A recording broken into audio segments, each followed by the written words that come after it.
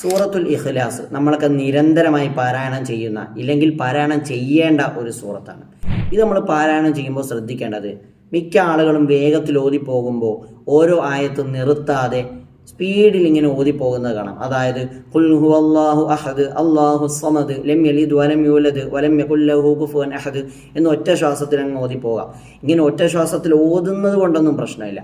എന്നാൽ ഒറ്റ ശ്വാസത്തിൽ ഓതുമ്പോൾ അത് ചേർത്തി ഓതണം. ഇല്ലെങ്കിൽ ഓരോ ആയത്ത് തീരുമ്പോഴും ശ്വാസം വിട്ട് അടുത്ത ശ്വാസം എടുത്തതിന് ശേഷം ഓതണം. ഇങ്ങനെ രണ്ട് രീതി അല്ലാതെ മൂന്നാമതൊരു രീതി അവിടെ ഇല്ല.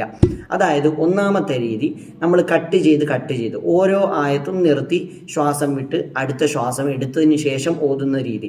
ഖുൽ ഹുവല്ലാഹു അഹദ്, ശ്വാസം വിട്ടു, അടുത്ത ശ്വാസം എടുത്തു, അല്ലാഹു സ്വമദ്, അടുത്ത ശ്വാസം എടുത്തു, ലം യലിദ് വലം യൂലദ്, ഇങ്ങനെ ഓതുന്ന രീതി. രണ്ടാമത്തത് ഒറ്റ ശ്വാസത്തിൽ ഓതുന്ന രീതി.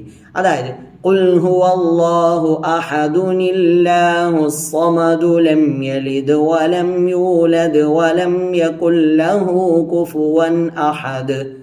ഇങ്ങനെ ഓതുമ്പോൾ ഖുൽ ഹുവല്ലാഹു അഹദുനില്ലാഹു എന്ന് ഒരു കെസറായ നൂന് അവിടെ ഓതുന്ന സന്ദർഭത്തിൽ വരും.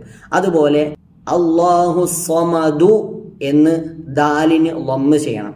പിന്നെ ലം യലിദ് വലം യൂലദ്, അവിടെ പിന്നെ സുക്കൂനാണ്. വലം യകുൽ ലഹു കുഫുവൻ അഹദ്, ഇങ്ങനെ ഓതണം. ഏതൊരു സൂറത്തും ഇതുപോലെയാണ്. അഥവാ നമ്മൾ ചേർത്തി ഓതുമ്പോൾ അവസാനത്തെ അക്ഷരത്തിലുള്ള ഹർക്കത്ത് ഏതാണോ അതിനെ പരിഗണിച്ചിട്ട് വേണം അടുത്തത് ചേർത്തി ഓതാൻ.